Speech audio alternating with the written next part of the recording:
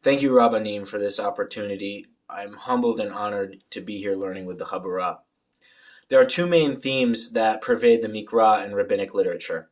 They are the polemic against Avodah Zarah and the preservation of human life.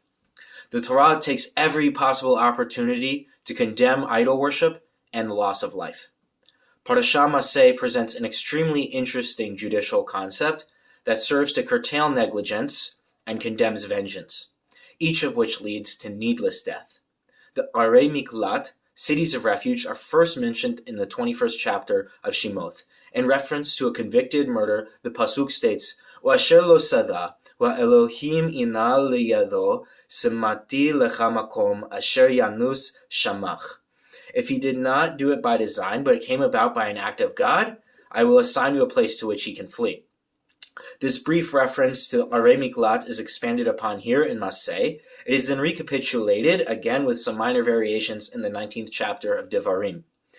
And then again gets one last treatment in the 20th chapter of Yehoshua. In the ancient Near East, it was common for families to seek vengeance as Goalei Hadam, blood redeemers, against those who have killed their kin, either on purpose or accident. Torah seeks to replace this frontier justice with a judicial system that can litigate the law without losing life. The basic concept of the Arei Miklat is that a manslaughterer, someone who kills someone through negligence, must go into exile into one of these cities. While in the city, they are protected from the Goalei Hadam, the blood redeemers. But during their sentence and while outside the Ir Miklat, the Goalei Hadam have the option to execute justice. Amakoth 12a, Rabbi Akiva even adds that the mitzvah is not given in the imperative form. If the manslaughterer is found guilty, it is not said that he shall be executed. Rather, it is said that the Goel Hadam may kill him. While in the Ir Miklat, the manslaughterer is waiting to ad amadu lifnei ha'edha lemishpat, until he has stood before a court to be judged. But what happens to him should he leave the city of refuge before his trial, or if he's overcome by the Goalei Hadam before he makes it to the Ir Miklat? Makoth 12a states, one might have thought that the blood redeemer may murder him immediately. Therefore, the verse states, until he stands before the congregation for judgment, from which it is derived that the blood redeemer may kill the murderer after only he is convicted in a court. Rabbi Steinsaltz adds from Sifrei that Mar Zutra Bartovia says that the blood redeemer is liable if he kills the murderer before he is convicted. This point that the shogeg, or the manslaughterer, is protected until he stands trial is one that Onkelos seeks to make abundantly clear in the Aramaic Targum. Uncharacteristically adding a halachic teaching to the simplest meaning of the Peshat, Onkelos mentions the requirement for a proper trial 2 additional times in the Parasha. The Torah states, Goel Hadam hu yamit et harotzeach befiro vo hu yamitenu.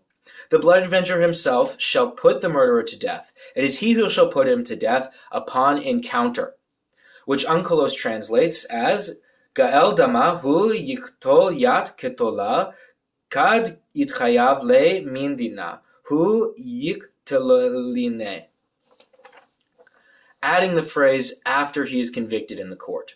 Then, just 2 verses later, the Torah states Goel Hadam yamit et harotzeach befirovo. The blood avenger shall put the murderer to death upon encounter. Again, Onkelos adds the phrase after he is convicted to teach a halachic concept that is absent in the Mikra, translating the phrase Gael dama yiktol yat ketola kad itchayav le min dina. Onkelos breaks from his usual translation style to drive this point home. The Torah did not intend to continue to allow unfettered revenge, and our Hachamim clearly wanted us to understand that this is a strong condemnation of extrajudicial killings. We know that even when execution was deemed appropriate, our Hachamim and their courts did everything they could to prevent bloodshed. HaRambam in Moreh HaNevochim uses the pasuk ולארץ לא יכופר לדם אשר שופך בה כי אם בדם שפוכו. The land can have no expiation for blood that is shed on it except for the blood of him who shed it, to teach that unlike damages to property, a person cannot become exempt for punishment by forgiveness from the victim even in his dying breath. Harambam also states that we do not say that a verdict is excessively strict against a respected person who struck a lowly servant, because the lives of all are treated as being as the same value. Legally speaking, Harambam says that the Torah elevated the punishment of murder, establishing the taking of human life a sin in the league of its own. That is why when it came to murder trials, our sages were extremely careful to not condemn an innocent person to death, the very thing the Torah is trying so hard to warn us against here. In the second chapter of Masechet Makot, our Chachamim clearly define the situations that could condemn a person to exile, death, or grant him freedom.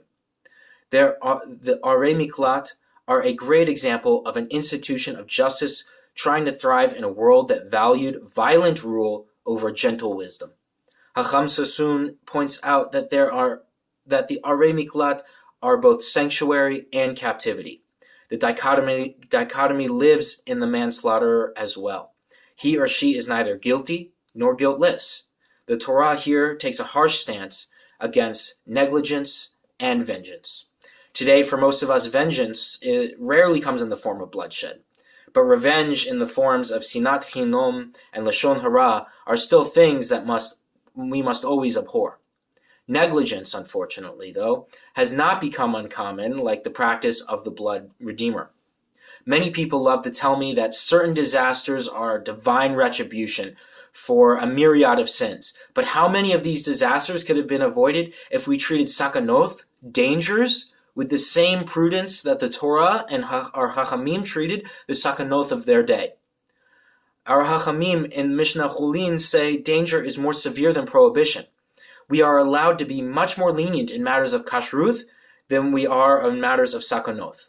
How many lives could we have saved by being more careful, following proper procedures, and not taking unnecessary risk? The Torah seeks to hold the negligent accountable for their illicit actions, not absolve them by justifying the loss of human life with religious significance. Lastly, the Parasha states that these laws apply equally, Livnei Yisrael u'lager u'latoshav betocham, to the native-born Jew, to the convert, and to the non-Jewish resident.